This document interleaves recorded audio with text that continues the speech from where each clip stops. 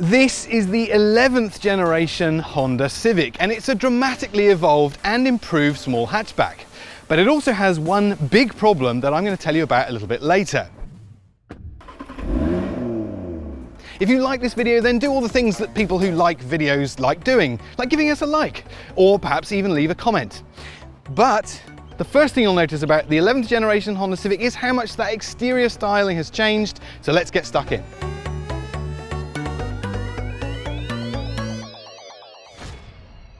I made no secret that I didn't really like the styling of the previous generation Honda Civic. I'm very pleased that they've made sweeping changes to the exterior for the 11th generation, starting with this nose, which is overall much cleaner. It still looks like a Civic, which I think is important, but it's just more tidy, less fussy design. A bold nose, darker lights, lots of LED accents in those. Overall, a really great result. Much lower bonnet. This car looks more planted, more sporty, and it continues to the sides as well, where you'll find 18-inch wheels, which to me look like an optional wheel. They look really sporty and cool and lightweight, but actually that's the standard wheel. That's what you get across the board. Lower bonnet, lower things all round. This belt line much lower, makes a better use of the proportions and space. The door mirror is now attached to the door, not the bottom of the A-pillar, which makes a big difference I'll tell you about later. The door handles are one piece, not broken up with buttons and things all over them. Much cleaner design, again, all in keeping with that much cleaner, less fussy design. And also importantly, the previous generation had only 2 side windows. This one has a 6th, a proper one at the back here, ties it all together nicely. And while we're back here, you'll also notice those 2 little pods from the previous generation are missing. That's because the tailgate hinges have now been moved outboard, making better use of the space inside and out. And also that lovely rear light cluster. Again, still looks like a Civic back here, but just tidier somehow. Particularly good with that now continuous light accent throughout. And also notable mention for that colour, which I love. Crystal blue, I think it's absolutely knockout and the pick for the range. The boot, massive. Around about 450 litres, but believe it or not, that's actually smaller than the previous generation.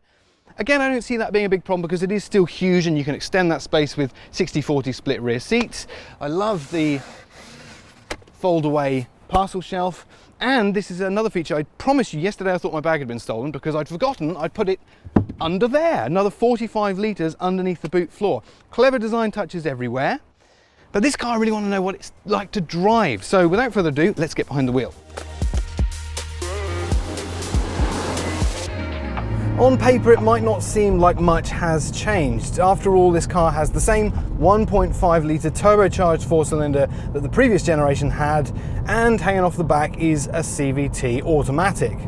But for the new version, there's more power, 4 kilowatts. What's more important though is 20 more Newton meters, and for a car like this, that makes all the difference. The instant surge of torque is so much more useful and more instant. If you'd given it more power, it probably would have been a bit pointless. 131 kilowatts for the 11th generation is fine and adequate, but it's made all the difference with that extra grunt. And the gearbox. I've not been much of a fan of CVTs previously and traditionally, but the engineers also had a crack at that too. They've made the gear changes a little bit more snappy and urgent, not that there are any real gear changes, especially if you put it in sport mode. And you've also got paddle shifters for more of those simulated gear shifts. Driving modes through Eco, Normal and Sport, that's another new addition for the 11th generation Civic, and it's given it just a little bit more of a driver's edge. The first thing you notice when you get in is this lovely touch screen. It measures 9 inches, and that means it's the biggest ever fitted to a Honda. Speaking of this screen, they've added a little shelf along the bottom, which is not just for aesthetics, it gives you somewhere to rest your hand when you're trying to click icons. So when you're going over lumpy roads like this, you don't wave around like an idiot, missing all the things you want. And there's more digital technology down here. There's a traditional analog speedometer, but to the left, there's lots more digital displays. The resolution is a bit weird. It kind of looks a bit like when you've taken a picture with your phone but forgotten to clean the lens. But you can still see everything fairly clearly, and it's a really useful addition, great for displaying driver information. I do have a couple of qualms though. This screen is huge, but it's quite offset to the left, which means if I'm looking to the furthest left edge, I'm almost in line with the back of the left wheel arch, and my eyes are way away from the road. It's made worse by the fact I don't have a head-up display. You can't have one in this car at all. The whole deal is capped off nicely with a Bose 12-speaker sound system. And while we're on the subject of technology, Honda's sensing suite of driver assistance and safety technology has been given a boost as well. In fact, it's the most comprehensive we've yet seen in a Honda. It's got pretty much everything, all the things you'd expect. There's adaptive cruise control, active lane departure control, and it's got a really nice feature where if it senses you're going out of lane, then it doesn't do the vibration of steering wheel like a lot of manufacturers do. It sort of gently shakes it in your hand, a bit like stick shaker in an aeroplane. The one thing it doesn't have is reverse emergency braking. Like when you're reversing out of a space and it senses a car coming, it doesn't bang on the brakes for you, which is a good thing because I hate that feature. Android Auto included, as you might expect, as is Apple CarPlay, and it's wireless now as well. And it's also got a feature called Eyes Free. Other nice little details, got 2 charging USB points down here and a 12-volt socket, tons of storage in the middle here, and if you ever happen to get in one of the new generation Civics, have a look on the back of that little removable tray. There is a lot to like about this car, and withstanding just a couple of little technological niggles, it's actually a really compelling, well-rounded package. But remember I said there was a big problem? Let me explain.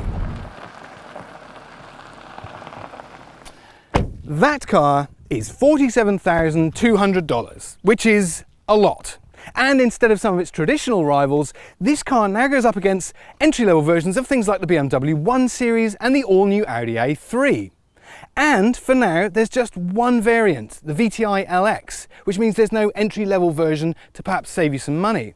And on top of that, if you're thinking, I'm great at haggling, then you can't, because Honda's just introduced its nationwide one price deal, which means you have to pay a set price. Does it mean that car is too expensive? Well, frankly, yes. But I haven't yet talked about my favourite features, so I've brought it out here to show you a couple. Just look at this interior. It is absolutely stunning, and honestly a statement of intent that Honda is desperately trying to get into more premium territory.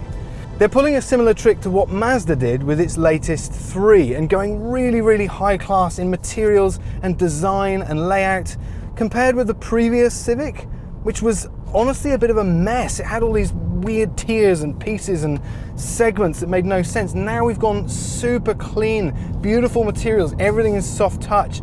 There's piano black in places, but not everywhere, because everyone knows it picks up fingerprints, so there's this nice tire tread design instead in all the other places.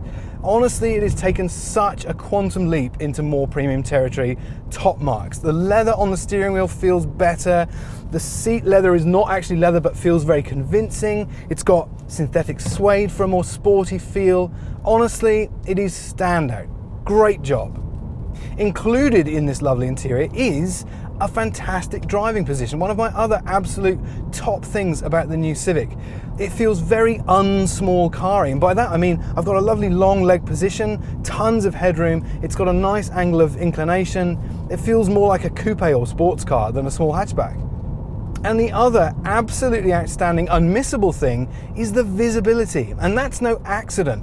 The engineers went to great lengths to make sure the visibility for the driver and passenger is absolutely second to none. I honestly think it's class leading. Things like there's no clutter in the corners of the windscreen. The bonnet has been lowered, the windscreen wipers have been hidden away, and all of the clutter from the forward-facing camera is gone. And the result is amazing, even down to these skinny A-pillars. There's another feature I love as well, which, remember those mirrors I mentioned? They're now mounted on the door. Well, that means there's a gap between the mirror and A-pillar, which gives you a critical extra little bit of visibility. All of that combines to be, frankly, like sitting in a greenhouse. It is absolutely fantastic. There's also tons of space in here. The new Civic is actually not that much bigger than the old one, but they seem to have found volume everywhere. Up here I've got tons of space for a 6'2" driver, loads of headroom, and in the back it's the same story as well. Huge amounts of legroom, and remember the boot hinges I mentioned as well. That's added a little bit more headroom for the back passengers. This car feels a lot bigger than it looks.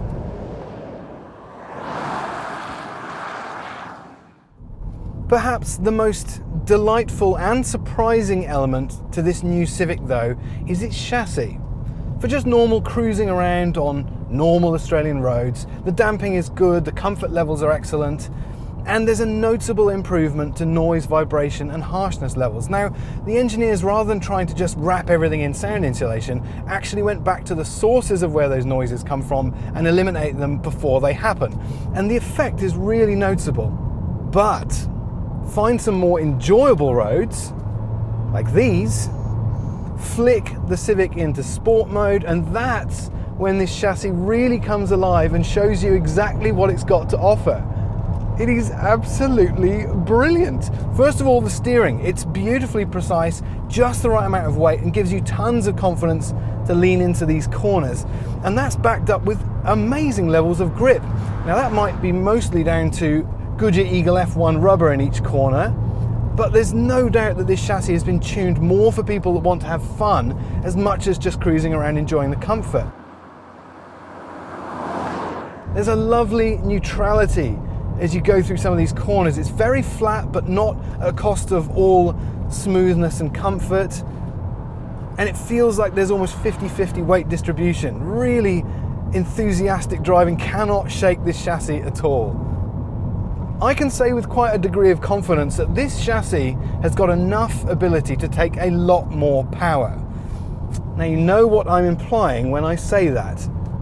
This car might only have a 1.5 litre turbocharged engine, but imagine the effect if you waved the Type R magic wand over it.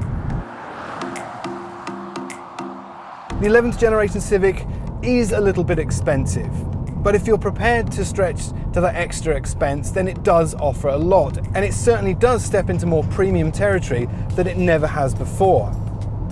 But really the most exciting part of this new car for me is it offers a tantalizing glimpse into what the next generation Civic Type R is going to be like, and it's going to be one hell of a car.